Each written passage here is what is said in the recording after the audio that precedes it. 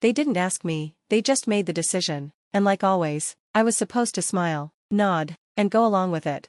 I'm Kathy Connors, 28 years old. I work as a senior accountant at a company most people haven't heard of. I live a quiet life in a calm building, far from any drama or chaos. Everything I have, I earned on my own, my degree, my job, even my furniture, no help, no shortcuts. But if you asked my family, they'd probably call me cold, not because I yell or fight, but because I stopped fixing their problems. I have an older sister named Erin. She's 2 years older but always seems to be behind. She has a way of turning her mistakes into sad stories and blaming others. Lose a job? The boss was mean.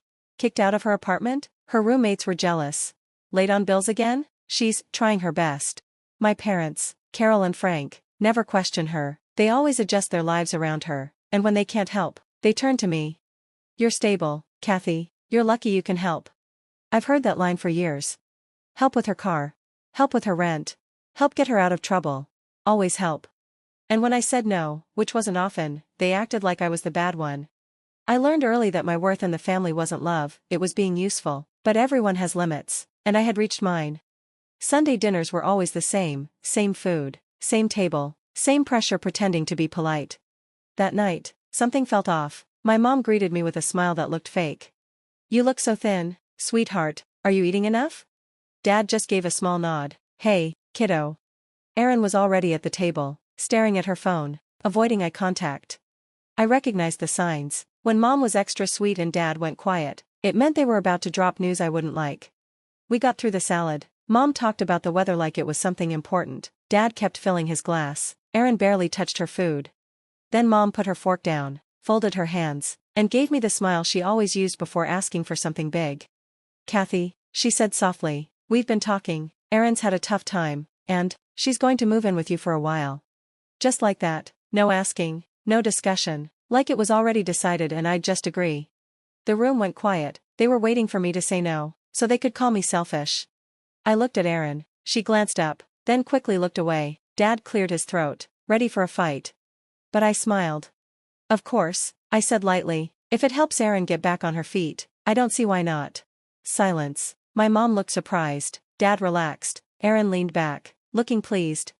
None of them noticed how quiet I became after that. They thought I gave in. What they didn't know, what none of them even asked, was that I hadn't lived in that apartment for weeks. And I had no plans to let Erin, or anyone else, move into a place that no longer existed. I didn't just wake up one day and decide to lie to my family. It happened over time, years of small disappointments, years of doing favors that made me feel guilty, years of giving things up and pretending it didn't matter. I slowly learned that in my family, being the strong one really meant being the one they could use whenever they wanted. When I was 21, Erin's car got taken away because she didn't pay for it. She called me crying, saying she needed it to get to her new job. She said this time was different, she just needed a little help. I had good credit, so I co-signed for her. It felt like no big deal. 3 weeks later, she stopped going to work and didn't pay the car bill. Guess whose credit got ruined? When I was 23, Mom called me crying. The mortgage was late, Dad had lost his job, Erin had moved back in. The next day, I sent $2,000. No one said thank you. That Christmas, Mom gave me a mug that said, "World's Best Daughter." I almost laughed. When I was 25, Erin got a DUI. Dad asked me to keep it quiet so it wouldn't ruin the family's image. I paid for her lawyer. Erin never thanked me. A year later, she got pulled over again. This time I said no, I couldn't do it again. Mom called me cold. She said, "You don't know what it's like to worry about someone you love. Erin's life is harder than yours." That's when I knew, not just guessed, but truly knew, that they didn't really see me as a person. They saw me as something useful, someone to fix things, someone to give money, time, and help, without complaining. So I started to say no, politely. I stopped agreeing right away. I'd say, "I'll think about it," instead of "yes." They noticed. And they didn't like it. One night, I was sitting alone in my condo, the one I bought by myself, with no help, decorated with discount sales, paid for with hard work and careful budgeting. And I realized something, I didn't feel safe there anymore. Because it didn't feel like mine. Whenever my family wanted something, it suddenly became ours. My money, my space, my time, they all felt shared, but only when they needed something. So I made a choice. I called a realtor. I sold the condo, quietly, legally, no big announcement. I moved to a small rental apartment on the other side of town. No one asked where I moved. And I didn't tell them. Not to be mean. Not to get even. But to protect myself. Because when you grow up in a family that only sees your value in what you give, sometimes the kindest thing you can do for yourself is disappear, just enough to breathe. Then came the texts. Starting Monday. We'll bring Erin's mattress Saturday morning. Frank's loading the boxes Friday night. She's excited to have her own space. I didn't respond. I didn't have to. They were talking to the old version of me, the one who always gave in, stayed quiet, made things work. They didn't know that version was gone. By Thursday, Mom was texting every day. Let me know if you want anything cleaned before Erin moves in. Erin says she won't be a burden, she's bringing her own dishes. That made me laugh a little. Erin hadn't washed dishes in her own place for years. Still, I didn't argue. I didn't explain. I just waited. Saturday morning, I left the house early. Coffee first, then a quiet drive across town. I walked through a farmer's market. I didn't buy anything. I stood in the sun for a while, just enjoying the quiet. My phone buzzed in my pocket 3 times. I ignored it. On the 4th ring, I picked up. Kathy? It was Mom, but not her soft voice, the brittle one, the one layered with panic. What's going on? She demanded. There's someone here, some man. He says he lives in the condo, says you don't live here anymore. I let the silence stretch. I wanted her to feel it, the unfamiliar space, the missing certainty. You didn't tell us, she snapped. You never said a word. No, I replied evenly, I didn't. There was scrambling in the background, the rustle of bags, Dad's voice sharp and low, Erin saying something I couldn't hear. Kathy, Mom hissed, what is this? I sold the condo, I said simply, weeks ago. You what? I moved out quietly. I didn't think it mattered. No one asked where I lived, so I didn't say. For a moment, nothing. I imagined them standing on that porch, bags on the ground, arms crossed, realizing they'd planned an invasion and showed up at the wrong castle. Then Dad's voice cutting through. You lied to us. You said she could move in. I said, if it helps Erin. I don't see why not. I didn't say where. Another pause, a sharp inhale from Mom and from Erin. Finally, so what? We're just what? Supposed to figure it out now? She sounded young when she said it, not angry, just lost, and for the briefest second, I almost answered, but I didn't. Because here's what they didn't know, I hadn't changed the locks out of anger, I hadn't sold the condo to make a point, I did it because I was tired of living in a space that never felt mine. I did it because I deserved to walk into my own home and not brace for impact. And because sometimes the kindest thing you can do for people who refuse to change is to stop making space for them. They thought that was the end of it. They were wrong. Because by evening, they were standing at my door. I knew they'd come, even as I sipped my coffee that morning, even as I let their voicemails pile up. I knew Mom wouldn't let it go. She'd dig or call someone or show up just to prove a point, that no matter how far I moved, I was still reachable, still obligated. By sunset, the knock came, 3 quick clipped hits, the kind you hear when someone's trying to stay polite but is barely holding it together. I looked through their peephole. Carol, Frank, Erin, and a trunk full of boxes parked on the curb like it was moving day. I opened the door halfway. You found me, I said flatly. Mom looked flushed, her lipstick faded and hair pushed back like she'd run her hands through it too many times. We tried calling, she said, voice tight. We didn't think you'd be here. It's my apartment, I said. But you said, Dad's voice was rising now, you said she could move in. Now we're standing here with all her things and you're acting like we're strangers. I didn't move. I didn't raise my voice. I never said she could move in here. I said, if it helps Erin, I don't see why not. That was at the old place, which if you recall, I don't live in anymore. Erin stepped forward, then crossed her arms. Her cheeks were red, but not from embarrassment, from fury. This is petty, Kathy. You always act like you're so above everyone, but this is just cruel. I tilted my head.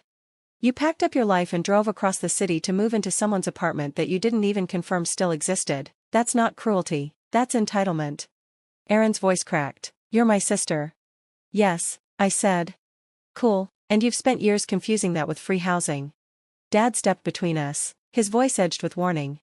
Enough, Kathy, we're not leaving. We've put up with a lot from you. You owe this to your sister. There it was, the word that always hung unspoken. Oh.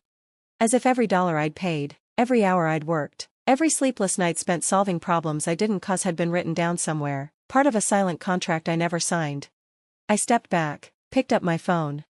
What are you doing? Mom asked, eyes narrowing. I didn't answer. I dialed. 3 rings, Then 911. And what's your emergency? My voice stayed calm. Yes, I have family members outside my apartment who are refusing to leave. They're not on the lease, they weren't invited. I'd like to report trespassing. Aaron's mouth fell open. Frank swore under his breath. Mom looked like I'd slapped her. Kathy, she whispered, almost pleading, you're calling the police on your own family. I asked you to leave, I said. You didn't. The dispatcher asked for my address. I gave it. Aaron's voice shook with rage. This is going to ruin everything. Do you know what people will think of you? Do you know what they'll say? Yes, I said, they'll say. I finally stopped opening my door. Mom blinked. Her voice dropped to something smaller. You used to be kind. I didn't flinch. You used to notice when I was hurting. The silence that followed wasn't empty. It was heavy, packed with every ignored boundary, every swallowed word, every moment I'd said yes when I wanted to scream no. A patrol car pulled up 10 minutes later.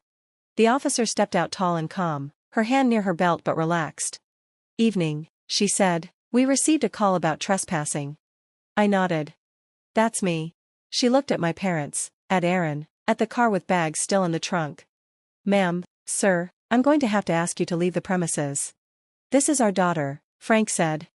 This is a family matter, and this is her residence, the officer replied, which you're not allowed to occupy without permission.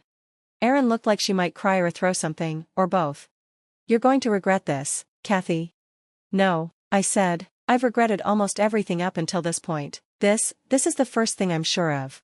The next day, I woke up to 12 missed calls, 5 from Mom, 2 from Dad, the rest from numbers I didn't recognize, cousins probably, or family friends I hadn't spoken to since graduation. Then came the texts. Why would you do this to your own sister? Your mom is devastated. Erin's sleeping in her car. Is that what you wanted? I didn't reply. I just scrolled. Eventually, I found it, a Facebook post from my mother, public, 3 paragraphs punctuated by heartbreak emojis and a photo of Erin as a toddler. We raised both our daughters to care for each other, but one of them has forgotten what that means. We're heartbroken that Kathy, so successful, so fortunate, would turn her back in our time of need. Erin didn't deserve this. None of us did. Hundreds of likes, dozens of comments from people I hadn't seen since I was 12, calling me selfish, cold, entitled. It wasn't new, just louder. I stared at the screen for a long time. Then, for the first time in my life, I posted back a thread, simple, no flair, no hashtags. Screenshot of the $2,000 transfer I made to cover the mortgage, screenshot of my name on Erin's car loan, followed by the collections notice, a photo of the lawyer invoice from her DUI case, a timeline of every one-time favor I'd agreed to since I was 21, the receipt showing the sale of the condo, and finally, a message I'd saved, one Erin had sent me 2 years ago, calling me a boring robot because I wouldn't let her crash for a month. I ended with one line. I didn't abandon my family, I just stopped volunteering for emotional debt. I turned off my phone after that, not because I was afraid, but because I didn't need applause, I just needed quiet. And for once, I had it.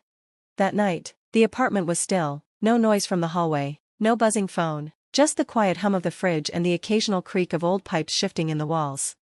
I made tea, chamomile. It wasn't for sleep, I didn't need help sleeping anymore. It was for the ritual. A soft cup held in both hands, steam rising like forgiveness I hadn't asked for. My phone lit up once, Mom, then again, Erin. I didn't open the messages. I didn't need to say anything, I already knew how it would go, first shock, then anger, then guilt, and finally, begging, always in that order. So I blocked their numbers. Not because I was angry. Not because I was trying to prove anything. But because not every door should stay open forever. I stepped out onto the balcony. It was cold, but not too cold, the kind of chill that reminds you you're alive. Down below, the city kept going. Cars moved, headlights glowed. Someone walked their dog, wearing a coat that looked way too warm for spring. A neighbor 2 floors down saw me and waved. I waved back. It was small, but honest, more real than most things I'd done out of guilt or pressure. Back inside, I turned off the lights one by one. The living room, the kitchen, the hallway. No photos on the walls, no family pictures. Just quiet, just a clean space. I didn't feel proud, I didn't feel angry or sad. I just felt finished. Finished explaining myself. Finished being the backup plan for people who never learned how to take care of themselves. Somewhere, they were probably telling the story their way again, making me the bad guy, the cold one, the daughter who turned her back. Let them.